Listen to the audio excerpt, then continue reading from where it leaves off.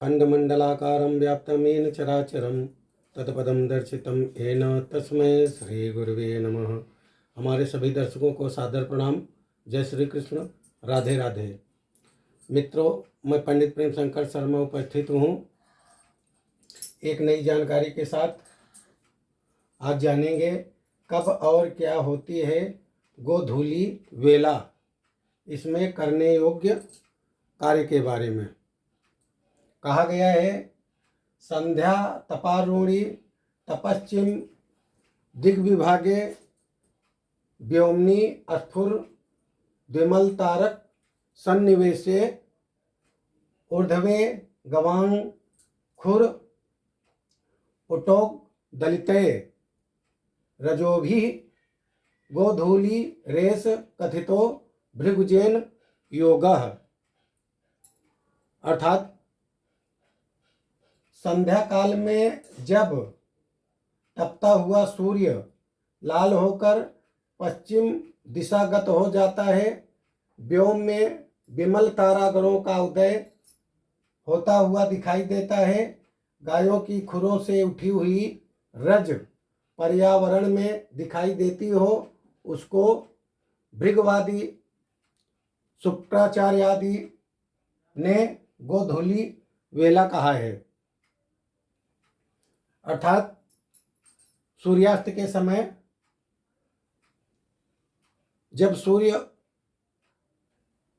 अस्त होने में लगभग कुछ मिनट या सेकंड का अंतराल हो, उस वेला को गोधूली वेला कहते हैं।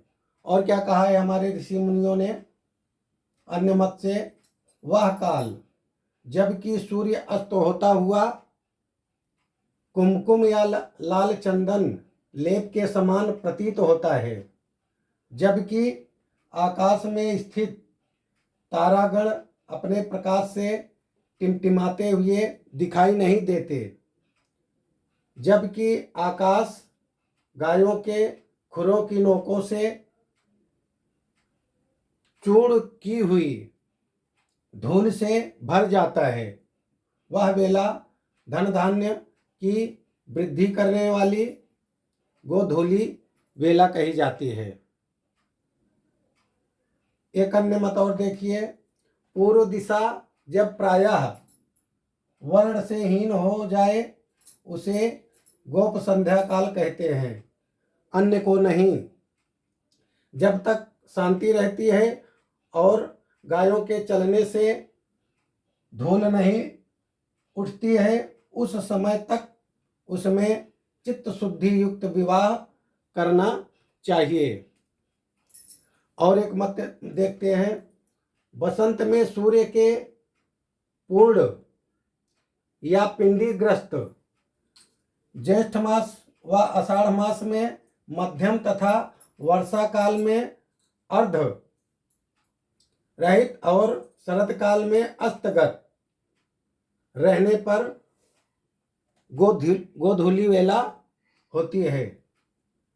इसको एक बार फिर से समझ ले। बसंत में, ऋतुओं की बात हुई है यहाँ पे, बसंत ऋतु में सूर्य के पूर्ण या पिंडीभूत,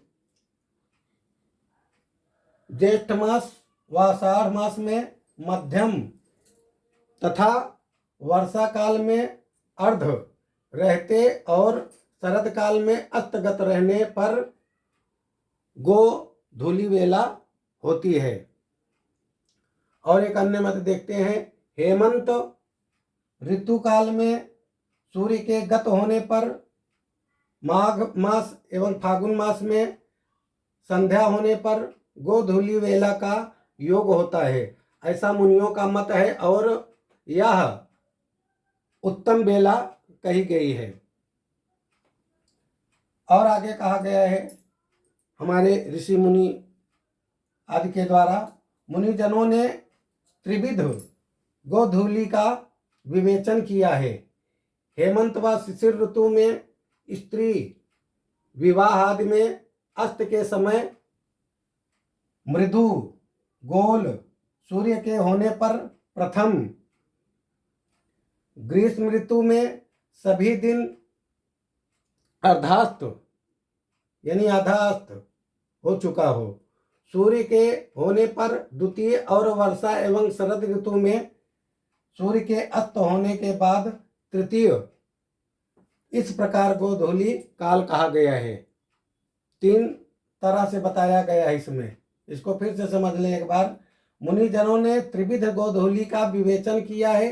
हेमंत ऋतु व शिशिर ऋतु में स्त्री विवाह में अस्त के समय, सूर्य अस्त के समय, मृदु गोल सूर्य के होने पर प्रथम, मतलब अस्त के समय सूर्य मृदु हो, गोल हो, और सूर्य के होने पर इस स्थिति में जब सूर्य हो तो उसको प्रथम गोधूली वेला, तथा ग्रीष्म ऋतु में सभी दिन अर्धास्त सूर्य के होने पर द्वितीय, यानी आधा सूर्य अस्त हो चुका हो, और वर्षा एवं शरद ऋतु में सूर्य के अस्त होने के बाद तृतीय, यानी जैसे ही सूर्य अस्त होता हो। इस प्रकार गोधूली काल कहा गया है। आगे और कहा गया है, उक्त ऊपर जो ये बताई गई है, गोधूली लग्न में ग्रह शुद्धि, तिथि शुद्धि, विष्टि, भद्रा दोष, वार शुद्धि और नक्षत्र शुद्धि आदि का विचार नहीं करना चाहिए, क्योंकि गोधूली योग में ग्रह, नक्षत्र या विघ्न उत्पन्न नहीं कर सकते। विवाह के लिए यह काल अन्याहत माना गया है, किंतु भार्गव ने यात्रा के प्रसंग में गोधूली वेला को दूषित बताया है। आगे और क्या कहा गया है, शुभ नक्षत्र में भी, प्रतिकूल चंद्र राशि में भी, पाप ग्रहों के रहते और लग्न में मंगल रहने पर भी गोधूली लग्न में अन्य आचार्य स्त्रियों का पुत्र, पति आदि के लिए सुखदायी रहना बताते हैं। आगे और क्या कहा गया है, शुभाशुभ से युक्त और शेष निंदित समस्त राशियों के, शुभाशुभ से युक्त और शेष निंदित समस्त राशियों के दोष विवाह लग्न की भांति गोधूली में विचारणीय होते हैं, ऐसा भागुरी का मत है। जब विशुद्ध लग्न की अप्राप्ति हो तो गोधूली में ही विवाह संस्कार संपन्न करना चाहिए, और बलि शुद्ध होने पर गोधूली का फल नहीं मिलता। गोधूली का बहुत अच्छा वर्णन किया है हमारे ऋषि मुनियों में। प्रतिदिन आती है ये सूर्यास्त के समय, सूर्यास्त से 1 मिनट से लेकर सूर्यास्त के बाद, ऐसा ऋषि मुनियों ने उसका उल्लेख किया है प्रारंभ होने का। तो इस स्थिति में हम कोई भी शुभ कार्य कर सकते हैं, जैसा इसमें जो बताया गया है। आशा करता हूँ कि हमारे द्वारा दी गई जानकारी आपके समझ में आई होगी। इसी के साथ मैं अपनी वाणी को विराम देता हूँ। सर्वे भवन्तु सुखिनः, सर्वे सन्तु निरामयाः, सर्वे भद्राणि पश्यन्तु, मा कश्चित् दुर्भाग् भवेत्। ओम शांति शांति शांति, सुशांतिर्भवतु, सर्वारिष्टो शांतिर्भवतु।